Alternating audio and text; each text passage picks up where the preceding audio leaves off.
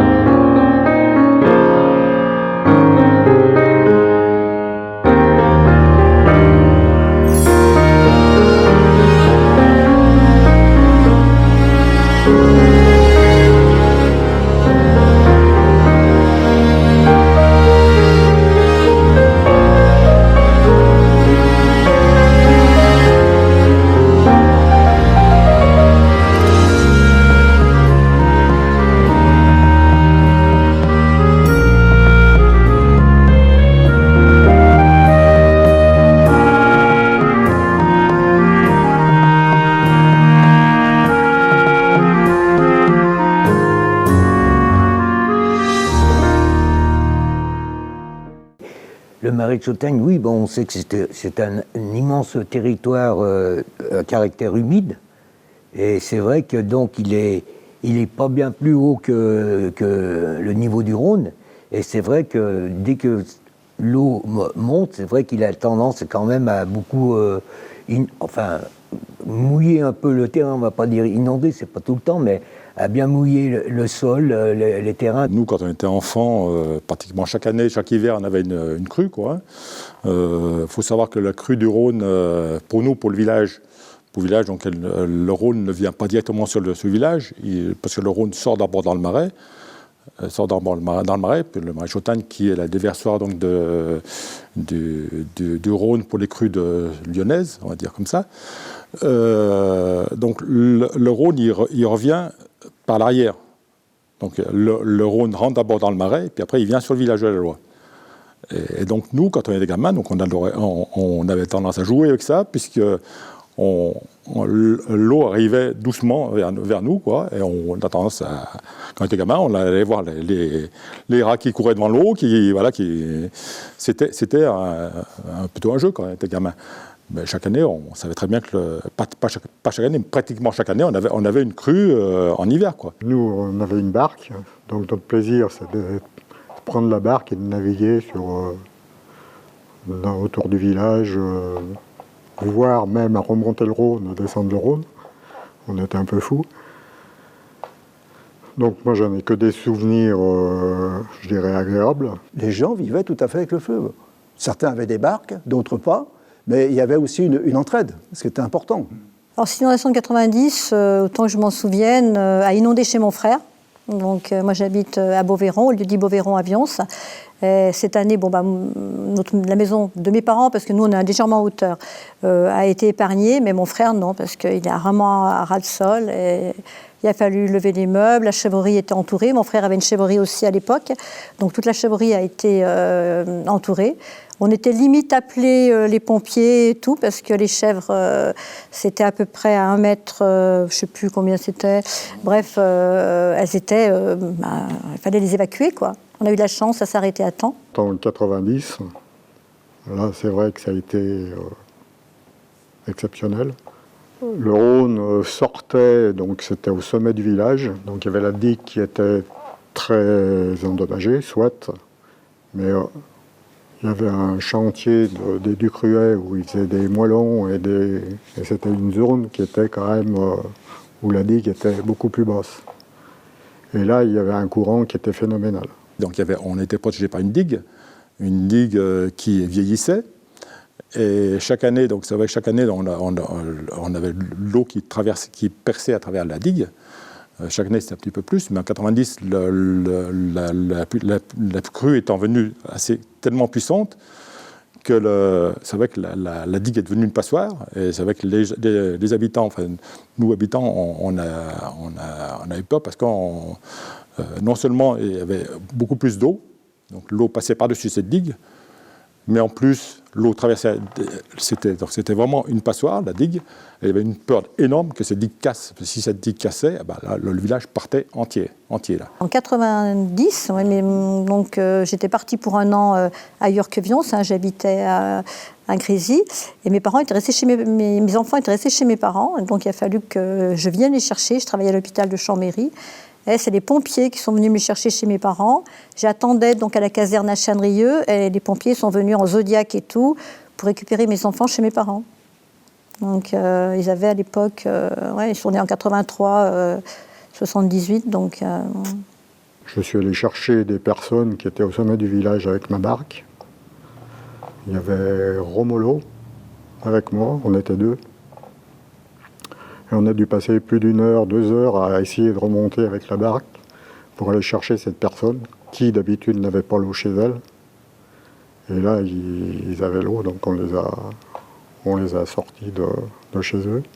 Je dirais que par ma famille, on m'avait dit par exemple à l'époque, dans les années 44, je crois, quand il y a eu l'inondation, l'habitude des gens de la Loise, c'était de monter au premier étage. C'est-à-dire qu'on évacuait le rez-de-chaussée, on montait au premier étage et on ne s'affolait pas plus que ça.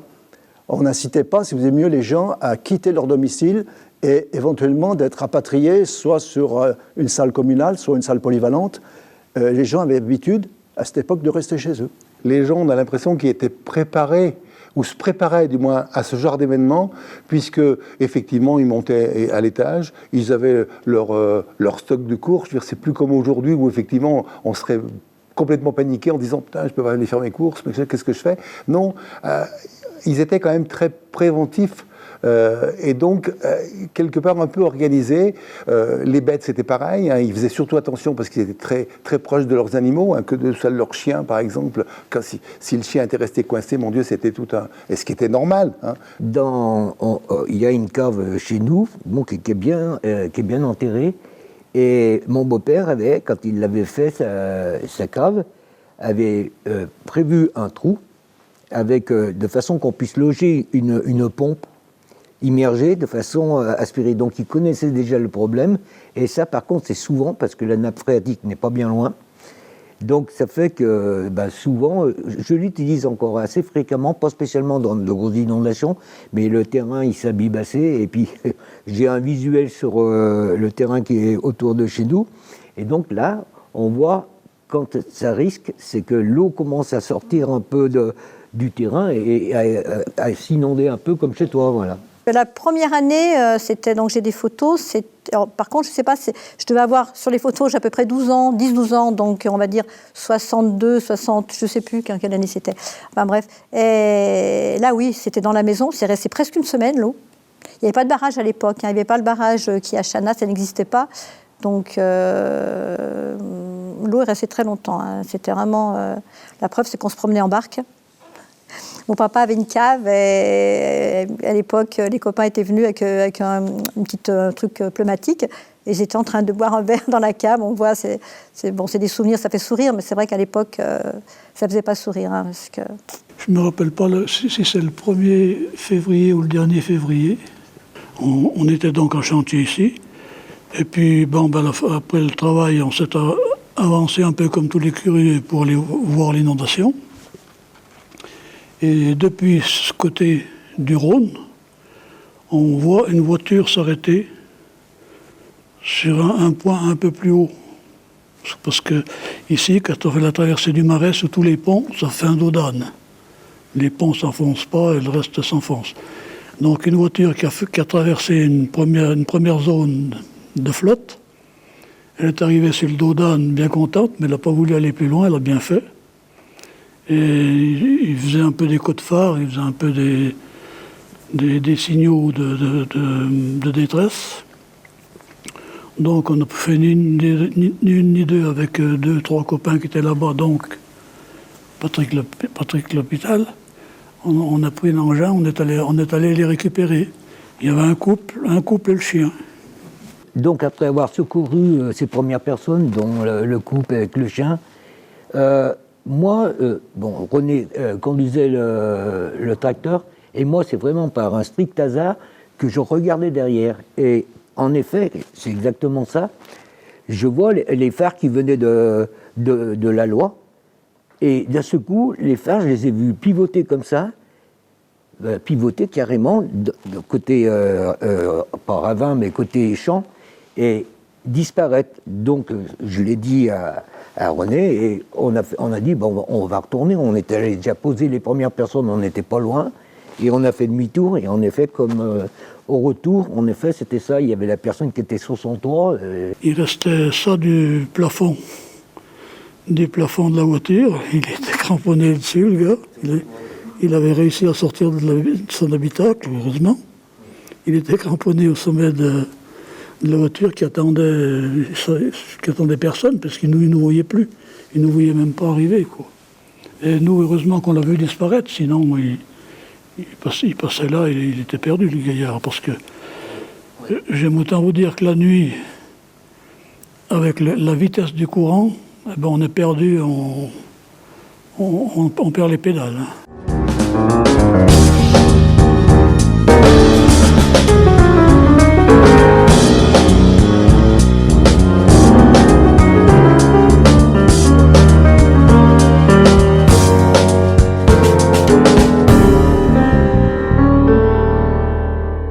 Alors avertir la population, actuellement nous on n'a pas de voiture, si vous êtes mieux équipés pour ça. Hein.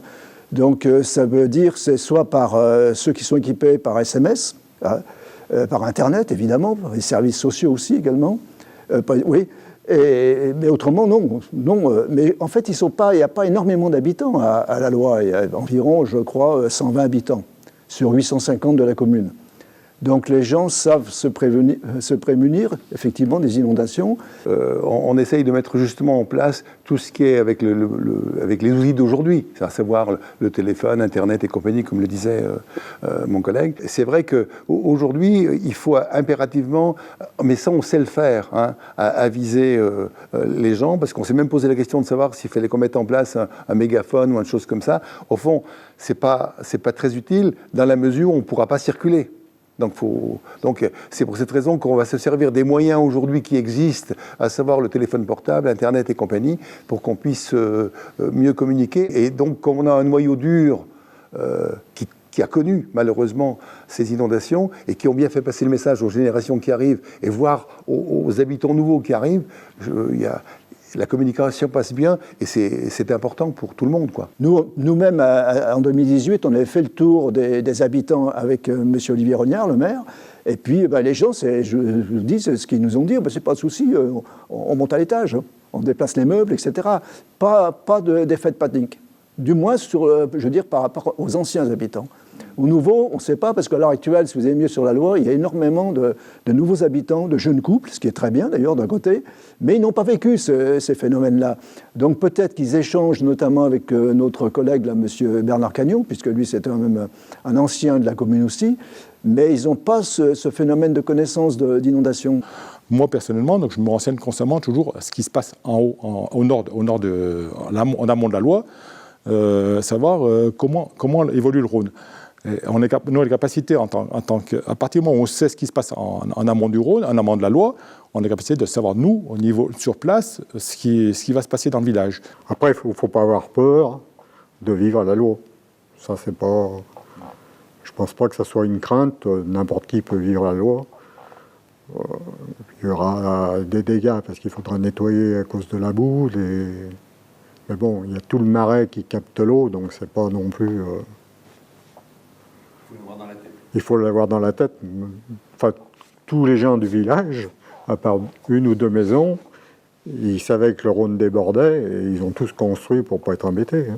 Les services de prévention nous alertent, alerte orange ou rouge, donc on intervient immédiatement. Donc par exemple Bernard Cagnon, il a toute une série de panneaux aux zones inondables à mettre tout de suite sur les routes. Donc c'est déjà un service à rendre à la commune. Et puis, je pense que la problématique des jeunes, c'est que malheureusement, ils ne travaillent pas sur la commune. C'est-à-dire qu'ils travaillent à l'extérieur, que ce soit sur Aix-les-Bains, sur Annecy, Chambéry. Donc, ils ne sont pas chez eux. C'est ça le problème. Donc, de les avertir, c'est quand même plus délicat. En fait, ils s'en aperçoivent le soir quand ils arrivent. Ah, c'est ça. Alors que nos aînés, effectivement, on mettra tout en place pour effectivement évacuer les personnes, notamment handicapées ou autres. Mais eux, ils ont l'habitude, ils ne paniquent pas, quoi, en fait, c'est ça. C'est ce qui fait la différence par rapport aux jeunes. Et puis, s'il y a une communication, c'est très bien, ceux qui arrivent à échanger avec nos aînés, mais ce n'est pas toujours le cas.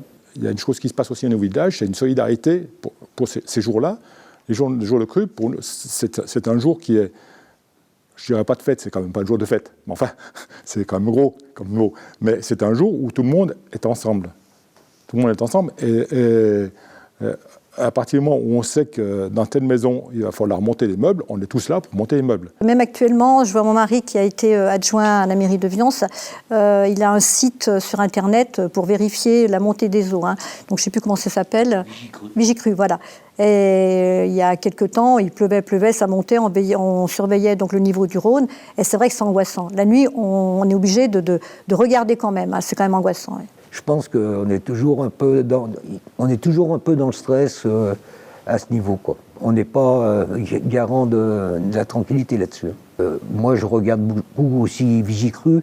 Il n'y a pas longtemps en arrière, ça fait pas un an là, on a eu quelques soucis, ça montait.